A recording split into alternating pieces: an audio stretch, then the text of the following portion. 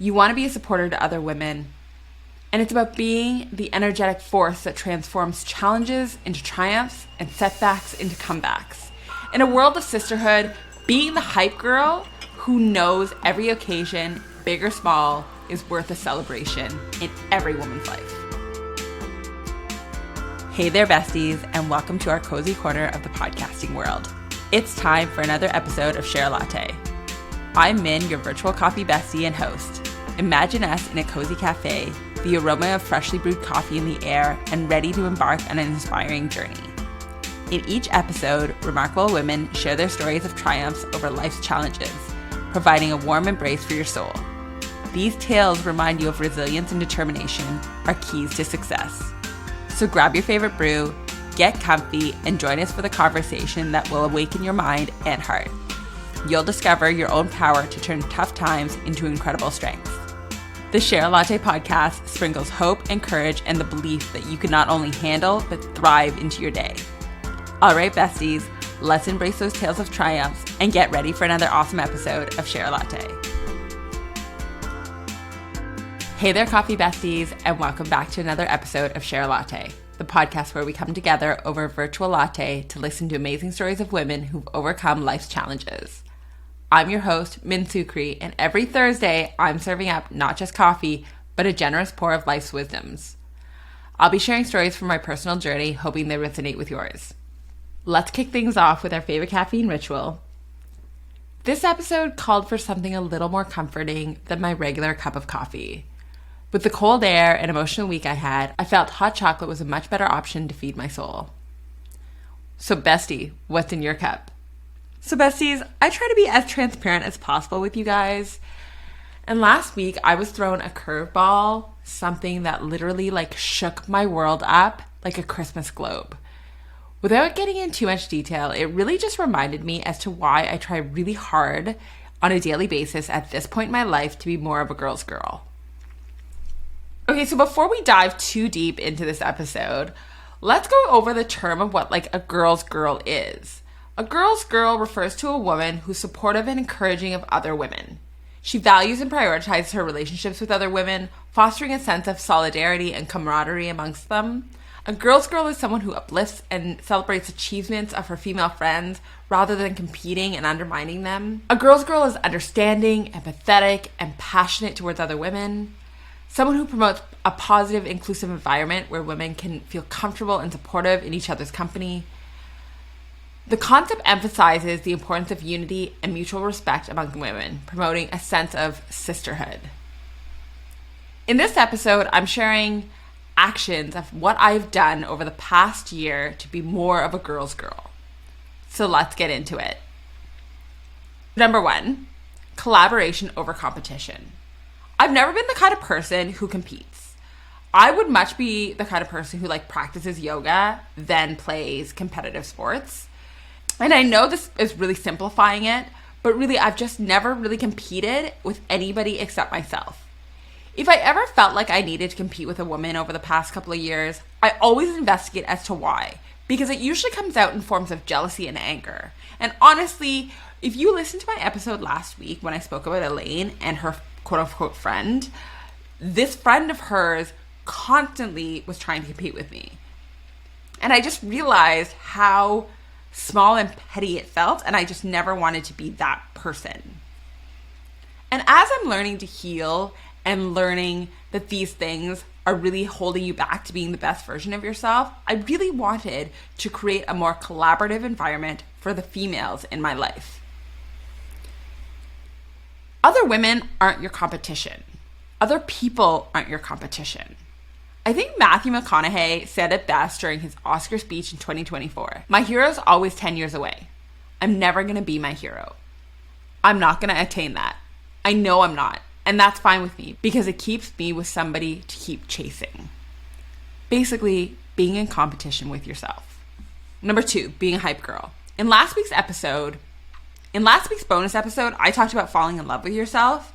And a part of that was being your own hype girl.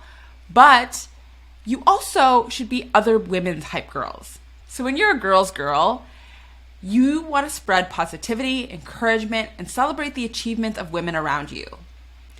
You're the ultimate cheerleader within yourself, but also to amplify the strengths and successes of your fellow women. It's about being the source of infectious enthusiasm that ignites confidence and self-assurance in others. Your role is to shine a spotlight on the incredible qualities and your achievements of women in your inner circle, creating an uplifting environment where everybody feels empowered and valued. You really want to be the catalyst for self-love and collective growth. You want to affirm to your girlfriends and other women that you're the soundtrack of their journey's triumphs. Being the hype girl embodies the spirit of sisterhood by fostering a community where women confidently pursue their goals and dreams. You want to be a supporter to other women, and it's about being the energetic force that transforms challenges into triumphs and setbacks into comebacks. In a world of sisterhood, being the hype girl who knows every occasion, big or small, is worth a celebration in every woman's life. Number 3, avoiding gossip. This is something that has taken me so long to honestly stop doing and avoid. And this has honestly meant not attending certain events, no more sitting around a campfire with certain people, or just being in the presence and in that room. Avoiding gossip for me, honestly, has made a pivotal change in me being more of a girl's girl. Engaging that gossip really can ruin somebody else's reputation, but also create a toxic environment within any community. When you're consciously steering clear of the gossip, you contribute to a culture of trust and respect. Instead of participating in negative discussions with other women, focus on highlighting their positive qualities and achievements. If somebody initiates the gossip, feel free to either stop it or walk away. And this also means that you should be standing up for when another woman brings down another woman's reputation. Don't be the girl who sits back and listens to it, especially if they're talking about your friend. During the pandemic, when I was going to Starbucks on a daily basis, because what else was I going to do? We were in a pandemic. Elaine's friend made a comment to Elaine saying that I was being unsafe because I was going to Starbucks every day. Of course, Elaine not wanting to start anything and not wanting to start a conflict or a fight with this person didn't say anything. And I don't think Elaine will ever understand what she really did in that moment of not saying anything. So first, when this person spoke negatively about me, one, she brought down my reputation without me being in the room. Not only did she say it behind my back, but she didn't have the decency to say it to my face. And she brought down my reputation, she brought me down as a person, and she discounted the friendship that I had with Elaine, knowing that Elaine wouldn't say anything. Now, Elaine should have said something in a moment, but she didn't. And as much as it upsets me that she didn't, because in truth, if you're a girl's girl and she is your friend, you should say something in the moment and stopping that gossip and that negative talk about somebody that you claim to love. Is this something I've let go of? Absolutely. I don't feel like this is something I need to hold on to because I think that there comes a time where I have matured enough to know that one, if Elaine really valued our friendship, she would have said something regardless, but she didn't. And I think that speaks volumes about where a woman is in her life. But that doesn't mean that I need to stay in a presence where somebody continues to gossip, whether it's about me, other women, or other people. So avoid the gossip because you don't want to be the woman who contributes to the breakdown of another woman's reputation. Stepping into being intentional with your voice instead of being damaging. Number 4, stealing and taking what isn't yours. Guys, I had such a hard week, and writing this podcast episode was so difficult for me, mostly because I spent a lot of this week trying to hold it together and keep a smile on my face. I found out some news recently of a woman who felt like she could take, I guess at this point in my life, what really wasn't mine. Sleeping with another woman's man not only violates the trust within the female community, but undermines the solidarity and support that women should offer each other. It's essential to uphold a sense of loyalty and honesty recognizing the importance of maintaining a healthy relationship both romantically and platonically. Being a girl's girl means cherishing the bonds that you share with other women and understanding the circumstances and actions could jeopardize the connections. Instead of pursuing relationships that may cause you harm or betrayal, focus on building connections found in trust and mutual respect. By prioritizing the well-being of your fellow women, you contribute to a culture of trust and security, fostering an environment where everybody feels valued and protected. In any social circle, honesty and integrity are paramount. I'm not the poster child for this, and I've been on both ends, both inflicting the pain as well as enduring the pain. And I've learned heavily over the last few years of my life that I will never again be the woman who inflicts the pain. I mean, I learned this years ago, and I am extremely sorry to the women that I had hurt along the way. And a part of me has learned to forgive myself, but the other part of me continues to punish herself for doing those things.